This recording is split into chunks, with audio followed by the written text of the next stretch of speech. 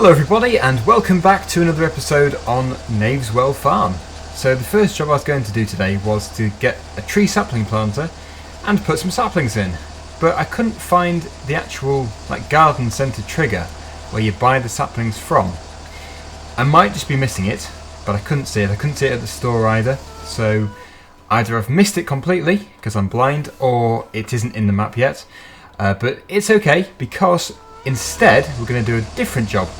Now what I would like to do is to get the forage wagon on the back of the Unimog and the front mower on the front 3-point linkage. We do need to change the body type though on the Unimog to actually cater for the forage wagon. It might attach to just that toe ball or toe pin because we've got PTO there, or we might have to change it over to the 3-point linkage. Not sure yet actually, thinking about it. But that's okay. We'll drive to the shop first of all and buy them. Before I do that actually, it probably won't be a bad idea just to check in our garage to make sure we don't already have a front mower, because that would be a total waste of money. Nope, I don't think we do. Nope, okay, good. So we'll go and get the front mower. It might not be the Pottinger one, I might go for the Kuhn one. We'll have to see. But any excuses to drive this Unimog, I really do like the Unimog, and I love the interactive control as well. Everything is aligned correctly, looks really good. I did use this on Woodside. In fact, I only seem to use this on Tom X55's maps, which is really weird. But yeah, they do fit in really well. And they're fairly glitch free, so pretty good mods, and they're very fast, which is probably a bit too fast for me, but we can get from A to B very quickly. So we've got £73,000 to spend if we want to. We obviously don't need to. It'd be good to keep some money left over. But we can buy some more equipment. So, the mower which comes with it is the Kuhn. We do have the Pottinger. Not this Pottinger. We have got a front Pottinger as well. It's a mod. But I always use that. So we're going to go with the Kuhn. That's 3.5 metre working width. And then the forage or loading wagon is going to be the Pottinger, because I know what happens if we get one too big. You can't really drive it. So let's see if this will actually fit. We'll put the front mower on first. I know I do a lot of mowing. I can see the comments now. But yes, don't worry. We're not going to do too much of this. This is really just to feed the sheep. There is an issue with the sheep, and that is how to get into their pen. Apparently, this is just one of the comments I got yesterday, apparently there isn't actually a way in. You can't get into their pen, which is bizarre. So maybe there is another trough somewhere to fill up. I don't know. Failing that, we might have to do a bit of bush crushing to get into the actual field, but we'll have to see. Anyway, that doesn't look too bad. Obviously the front mower is totally out of proportion. That is ridiculous actually. Never realised that before. It's like a spaceship on the front. Anyway, we won't worry about that. It should be fine. Let's go down to a field. Nothing too big. Field 8 is what we ploughed yesterday. The others are, some of them are arable. But field number 9, which was going to be my forest, and still will be a forest in the future, is probably the best one to go for. So let's go for field 9. And while we're driving there, I will just quickly discuss the situation regarding Left Alone. That is the current psychological horror game that I'm playing. To be honest, I was a bit disappointed when I first released the video yesterday, because a lot of people disliked the video just because it wasn't Farming Simulator, which is fair enough. You're allowed an opinion. But the fact was, the thing that annoyed me, and I don't normally get annoyed on YouTube because I accept that people might not like a game, that is fair enough, but when I released the Farming Simulator video, which I rushed to get out before it even finished processing because of people disliking that one so much, the dislikes totally stopped, just stopped, just like they hit a brick wall, literally. So I got 29-30 dislikes in 15 minutes or something, and then I released it and got about 3 for the rest of the day. So, yes, you can probably see where I'm coming from here. Just so you're aware, I will be doing other types of games on the channel. I think the best thing for you to do is, if you're not interested in them at all, just don't watch them. It doesn't bother me. So here we are in field number 9. And yeah, just to bring that conversation to a close, yeah, I know the haters are going to hate. It's always been the same, always will be. I'm fully aware of how YouTube works. There's a lot of horrible people, there's a lot of really nice people. But yeah, if you really appreciate the work that I put into the videos, then even if you support my Farming Simulator ones, you wouldn't dislike the other ones for the sake of it. If you don't like the game, fair enough. Hit dislike. I don't care. I won't do the game again. But yeah, the point I'm trying to make here is don't dislike just because it's not Farming Simulator. When I stop doing Farming Simulator, this channel will have finished. I will always be doing Farming Simulator, so don't worry about that. So yeah, that should bring that comment to a close. I hate talking about stuff like that. I hate talking about dislikes, and yeah, it just really does degrade videos. So thank you very much to everyone who did watch that video. I'll be doing another episode today, and I'm going to do it to the end. Ooh, a front weight. How did that get there? Oh, this is the respawn field when you reset something. That must be when I got the tractor stuck, or the worker got it stuck actually in the hedge. So yeah, let's get this thing filled up. We'll take you to the sheep, and then we could actually start to fill up a silage pit. Might not be a bad idea. We don't need to ferment it and clamp it and stuff today, but if we can just do this, it'd be good. We're not going to do loads of this, because if I was going to do the whole field, I would have got the butterfly mower, done the whole lot, and then rode it up. This is what I was talking about yesterday.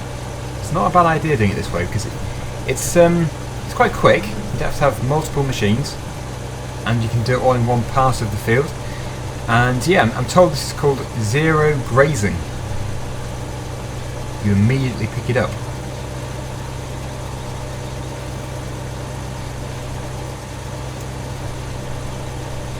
Super fast downhill.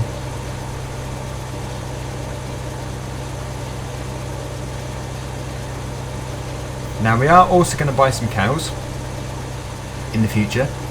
Probably not today, because I want to sort of concentrate on the sheep.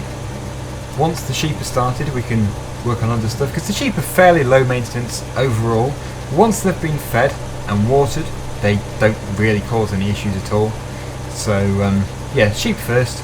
The chickens obviously don't take anything at all, so that was super easy. And then yeah, cows after that.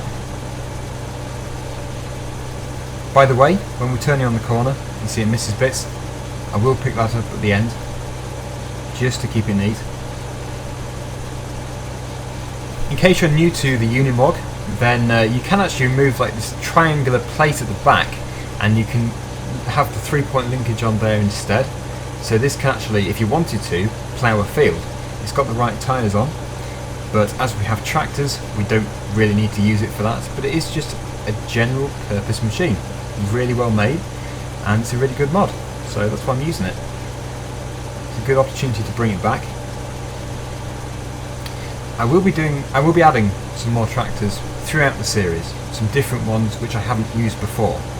The Fendt 900 series, I think it is a fantastic set of tractors, and most people have now sent me an email regarding them. Like every day I get at least one email about them. I do want to use them, I really do, and I probably will do in the future.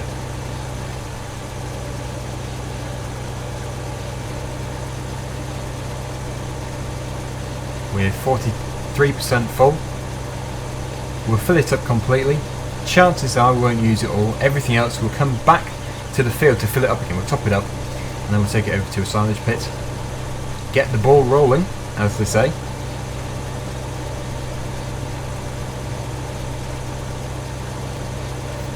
And it turns out we didn't actually need to change the hitch at all, so good job I didn't do that.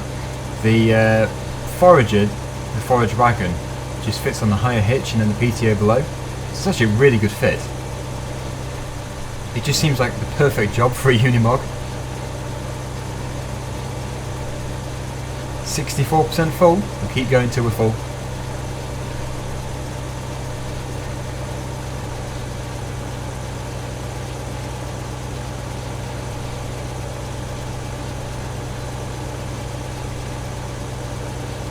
it's actually not taking that much work to get this field done. It's actually surprising. We could do it all with the front mower if we wanted to. That's 94%. We should go back around the other side and finish the job off. This is definitely the field which I'd want to turn into a forest though. I think it would look really good. On the minimap it looks quite small, but in reality it's actually pretty big. So it would be perfect for us to just put lines of trees in here. It would look really good. But when we get to the bottom of here, we should be able to switch all this off and take it over to the sheep. The hardest thing is going to be getting into the sheep. I think though you can see a trough from here. Although actually no, I can see the milking parlour as well. So that is interesting. How we get to the sheep, I have no idea, but I'm sure we'll work it out. That's all lifted up, good. So let's just go down here and have a look.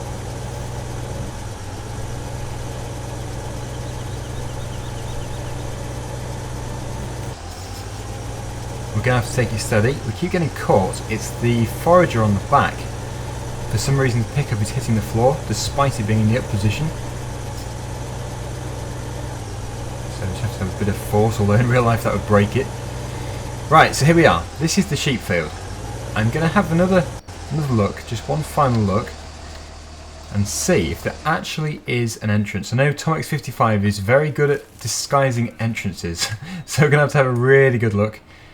You could call that an entrance for a quad bike, but I don't think a Unimog. Obviously it would work if we drove through there. There we go. Tomex55. How dare you? How dare you do that? Right, how do you get through then? Obviously we need to shut the gate for now because the sheep will escape, but we have to drive through a neighbouring field. I think then, yeah, from the yard we must be able to get to here, which means we didn't need to go down the bumpy long track at all. But at least there is a gateway. I love the way it's been hidden. In case you're wondering, I am going to put drive control back in, I think, because it is a very good mod, and I miss it. It was very handy for the four-wheel drive and diff lock. Without it, the tractors just seem really underpowered when they shouldn't be. So yes, I really do look forward to adding that back into the game again. It might, as this is such a long machine, it might be quite a good idea to get out and walk to the gate, or at least to the entrance to the field where the gate is, because otherwise I'm going to be getting stuck. Unless it's down here. Yes, I think it probably is actually. So if I reverse up, we'll go back in cab, reverse into here.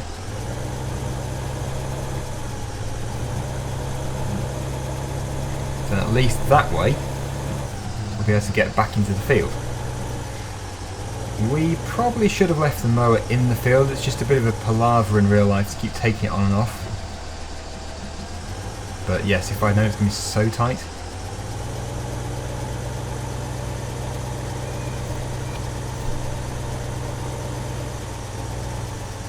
So I think it's up here. It is the logical way to go.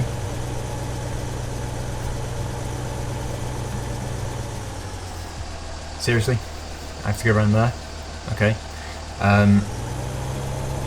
Yes, it's just like Woodside. It's really designed for the small machinery. It's me who is wrong here, by the way, not anyone else. I like the way it's been designed. I'm just using way too big machinery again. Finally, we are into the field.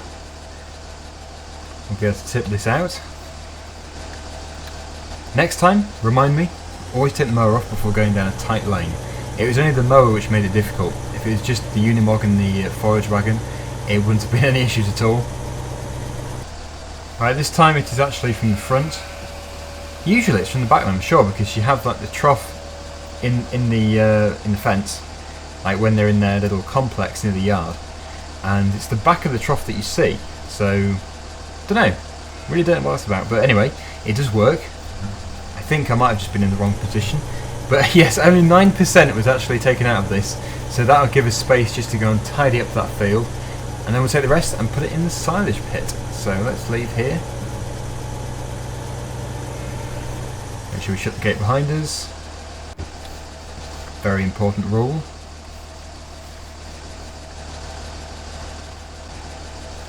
and I'm going to struggle again to get out of the field.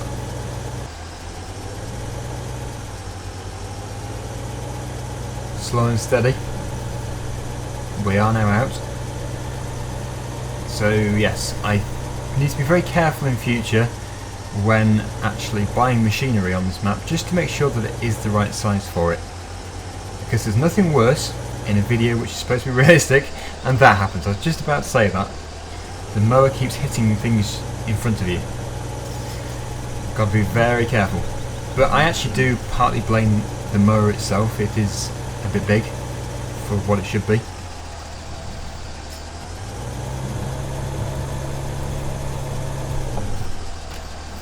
And off we go again. I think that John Deere looks really good just sat there like that.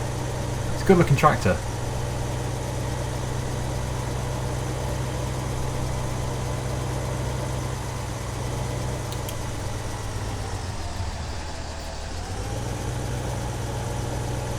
It's going to be the forager that we use more than anything now, because we need to really tidy this place up. I think a lot of you will agree when I say that there's nothing worse in a grass field than mist mowed grass. If you just leave it all there, it looks really bad. That's the top section done, looking much neater. And now just down here, got a bit in this corner and a few bits over there. And then that'll be this field done. Obviously I fill it to the top, I'll just turn the mower on again and top it up. But yeah, let's get this done. And we'll at least be able to start the silage pit. Just 5% to top up, and then we'll be done. There is actually a few bits just in the corner there, but I couldn't get them. Just because of the scale of the mower, I couldn't turn the bend without taking it all off. But this in the end is going to be hopefully quite a good job done. It's a job which has to be done. So don't worry, we won't be doing this again for a while. Some of you love watching me do mowing, but others absolutely detest it. So yeah, I think really I shouldn't do any more, but just a little bit now and then. It's all good. So yes, let's go. I'll drop the mower off. No way am I taking this thing down the road any further than we have to. And yeah, maybe in the first place I should have got the coon, but now the Pottinger, but now I've bought the coon, so we're going to have to stick with it until we have a bit more money. But yes, quickly, really quickly, in fact, let's detach the PTO, drop that off there. I know it's in the middle of the road, it's ridiculous, but we're just going to put it down here, out of the way.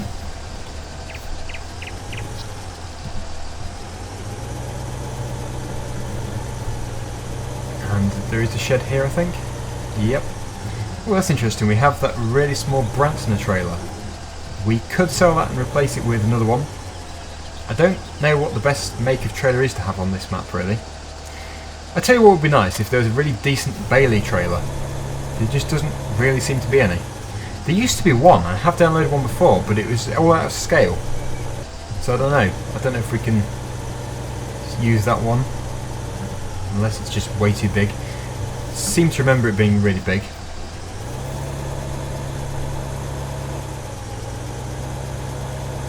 Anyway, let's get this back on again. Attach it there, put the PTO on. Actually, we don't need the PTO, it's just to stop it from trailing along the floor. So yeah, we could put it in the silage pits here at the farm, but we're going to be taking everything else to the store. So we'll start to fill it up over there. The one at the farm can be like the overflow.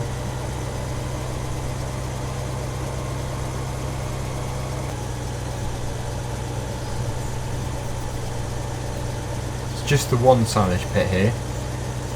It's perfect for our needs. And look at that, the auto-cancelling indicator mod is now working again. I was having a few issues with that on Sunday Bay, but yeah, working perfectly now. Really pleased about that actually, because the amount of times when I've indicated, thought it had gone off, and then it actually hasn't. So we're indicating for about 2 miles, it's just ridiculous. But still, it's working now, that is the main thing.